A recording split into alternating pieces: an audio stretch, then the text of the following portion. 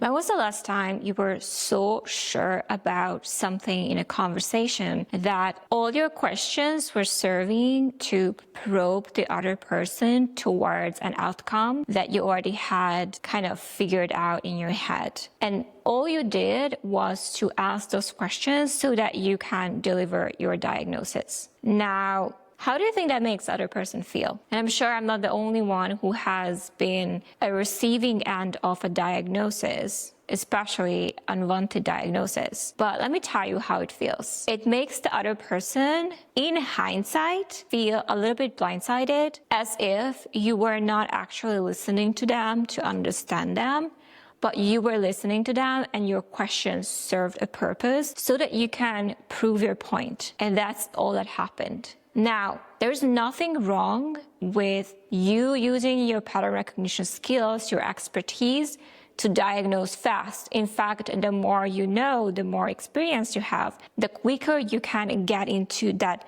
diagnostic phase fast.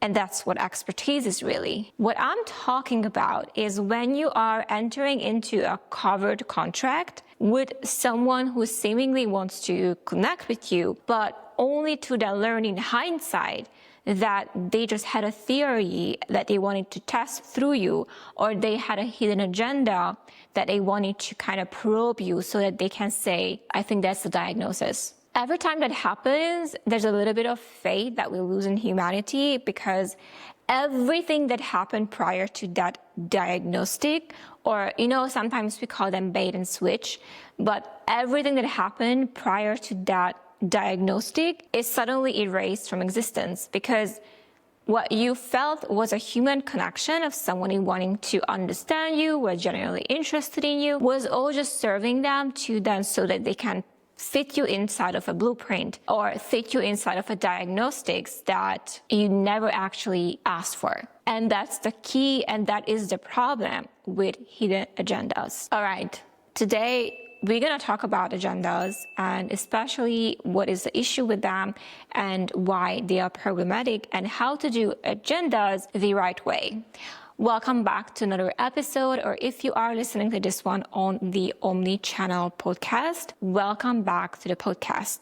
Now, there are many reasons why this came up for me, but I'm sure we all had those conversations in which we thought someone was being friendly and genuinely interested in us, only then to realize, no, it was just serving an agenda.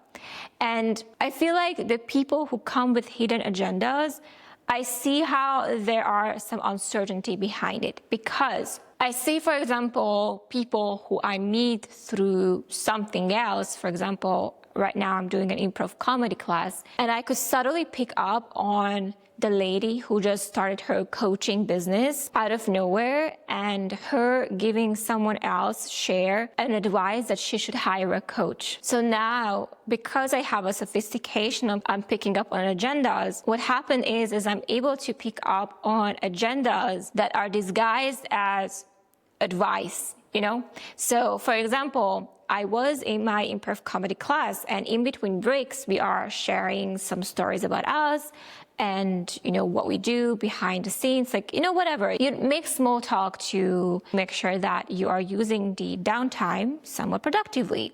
So I'm just observing, and that's my default functioning in group dynamics. So unless someone comes to engage with me, I just like to scan the field and just silently judge from the corner of what our people are doing and what's happening.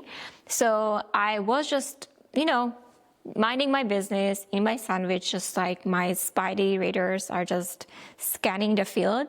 And I happened to catch a lady talking about her wanting to finish her PhD, but she never really finds time to sit down with herself and actually focus and concentrate on work. And there is this lady who has this newfound coaching business, and what she tells her as she's passing by, she touches her arm and she said, you should hire a coach. And she said, yeah, sure, and whatever. And she walks past by. And that to me is, I already know that's someone who is just starting a business, that it's relatively new. And also that they kind of, using any interaction to see if they can plug a little bit in what it is that they do. And sometimes that can feel a little bit like a prescriptive agenda way, because you could argue that her sharing was not about, hey, I should hire a coach, and the lady just telling her that she should hire one. She was just expressing a frustration that is actually related to her not having the time to sit down with herself. So she wasn't asking for people to tell her what to do. She was just sharing a frustration. And this lady obviously kind of smoothly coming in with the agenda. It told me all about everything. Like, I already knew the character that she is. I already knew that she's a beginner. I already knew that that's how they are. And then I don't think that personally. I don't think the other lady took it personal either. But to me, that's a sign of someone who is listening so that they can insert their own agendas. It's not actually listening to you. And I remember having this very vivid experience in which I was at a networking event, and I don't do that often because honestly, it's very draining. And I usually just gravitate to one person and I deepen the connection with one person the entire event. Like, I don't hop around. I just if I gravitate to someone, I just connect with them the entire time. But we were pushed to do like a round table introduction with ladies who had the same color of wristband. So I was pink, although that's not my color preference. But I had the pink one, so the ladies who had the pink one, we were sat at the same table. So we were doing a very awkward round introduction, and I cannot tell you how much I hate round introductions because it just stresses me out, and I can't really focus on other people because all I'm thinking about is what I'm going to say when it's my turn to speak. So that over preparation makes me anxious, and also I just don't want to think about myself. I want to understand other people more than talk about myself. It's not naturally something I like to do anyway. So we do the awkward round introductions, and this lady is like, I'm a business coach. I just started my business, and okay, so here is my business card, a business card, a business card, a business card. And she said, I just printed 100 of these, so I thought I might as well give it to all of you ladies. And she was handing it out to all of us. And I'm sure that happened to you too, like when someone is giving a business card that you never asked for. I'm thinking to myself, like, I don't even feel the need to take the business card because I genuinely don't care about the lady. And I genuinely don't see how that I have a need that she can fulfill to me. And even if she was really good at what she does, the way she came across with her here is my business card type of deal, it killed the vibe for me. So I wasn't open nor receptive what she says. So immediately I'm like, okay, lady, I'm not even going to have the politeness to take your business card because I'm thoroughly not interested in what you have to say because you're not doing it right. So that's what actually happens when people have hidden agenda. They can leave you blindsided, confused, and clammed up, and even if they have something that is actually useful for you, you ruin your chances of that being heard, really, really heard, because you plugged in your agenda really fast and or you hid it from the other person. And so everything that happened prior to the conversation was leading you on to something you never agreed to. So how do we do agendas right? The very first thing that I want you to understand is you have to pre-frame and arrive to a conversation in which there is clarity about your role in the conversation. So don't come to a conversation making small talk and be friendly, only then to switch into a business context and plug your business right away. That kills everything that happened before because suddenly people feel like, oh, this wasn't genuine, you were just trying to, oh, okay. It kills it instantly. And even if, and I'll tell you this, like sometimes you get into conversations with people and there is no context of agenda because you genuinely just want to connect, which happens to me all the time. But in the meantime, as you are in the conversation and the more you talk, the more you realize, okay, maybe there's something here that I can help this person with, or maybe I know someone who can be of help just by how they express something in the conversation. In that case, you pause the conversation and you pre-frame the context. And you can do that very simply by just saying like, hey, I know that we have been having a connection here. It was a very casual connection, but actually just by arriving here and just based on what you said, I feel like there's something there. Would you be open to exploring what it is? Because I really don't want you to think that this entire conversation was for me to hide my agenda and come pitch you. I really don't want to do that, but now that you said that, I think there is something there. Would you be open to exploring what it is? When you do that, you immediately put all the cards in the table and you give the other person the choice and the option then to engage with you and let you enter into a pre-framed context with you that you weren't before. So first of all, just to recap, let's make sure we are clear on what are we doing in this conversation. And also, if the intention changes from a casual to a business context, make sure you pre-frame that so the other person has the choice to choose to engage with you further on the route of the business or say no, and then you just stay cash. Okay, so let's not confuse people, because that confusion is the very thing that can undermine a genuine connection. And or if it comes like at the end of the conversation as a diagnostic or diagnosis, it will just erase everything that happened and your trust will be broken. So let's just be sure we preface the conversation or we ask permission to pivot if there is something else that comes in mind, okay? Remove the pressure, preface really well, or let's make sure we enter into the conversation knowing where we both stand, okay? The second thing is to invite people instead of pushing them.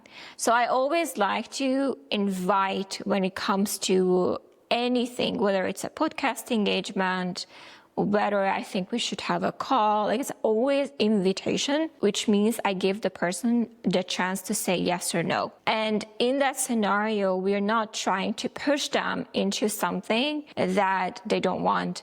And I know we all have met the pushy salespeople who are very prescriptive, who tell you all about you without actually, spending time to get to know you. And honestly, I think there are certain category of people who like to take that almost like authority expert positioning versus you, who is not the authority and the expert. Like there is a hierarchy between the expert and you. And there are some people who would actually like that. They like to be dictated. They like when you tell them what to do.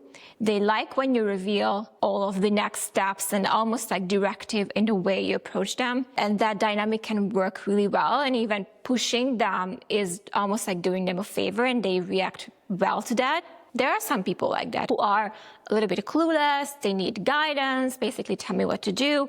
They tend to outsource their powers. So that works. The authority will tell you what to do and you follow.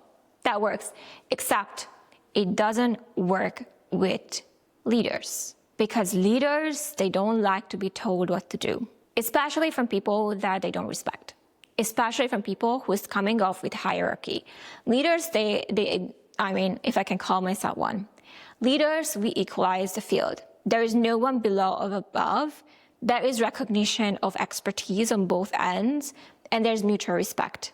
So equalizing is one of the most important traits of a leader. And leaders don't like to be told what to do. They don't like when you're speaking down on them. And they don't enjoy when you're trying to push them down and almost like you're the leader, they are the followers. They don't react to that well. They don't do well when that happens. And I don't like that directive approach. Leaders want invitation. They want option. They want mutual respect.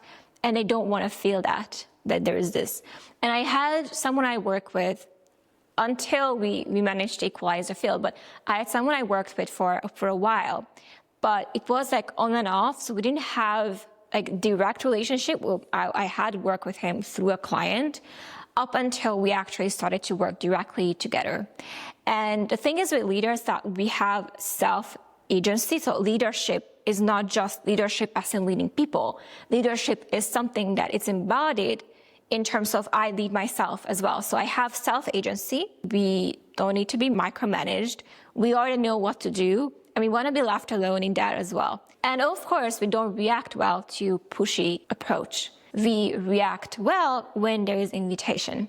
So if you are someone in the business of leading leaders, your approach in invitation and giving them the option to say yes or no is going to be extremely helpful, even if you have an agenda.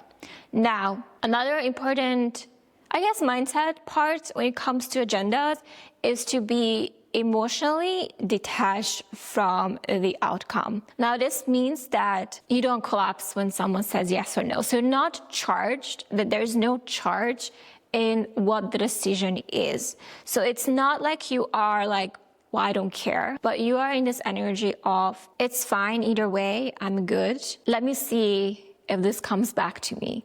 So I'm not trying to control the outcome so much. I can put that intention out there and I can get detached from whatever is a yes or no to you. So I can invite and let you decide if it's a yes or no.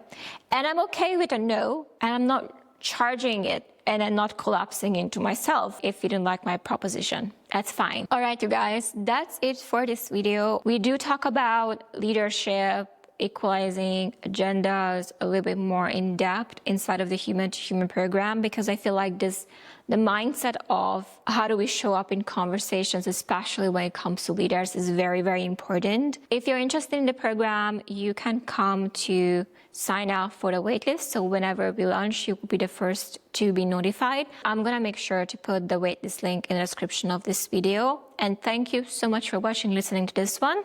I'll see you in the next one. Bye, guys.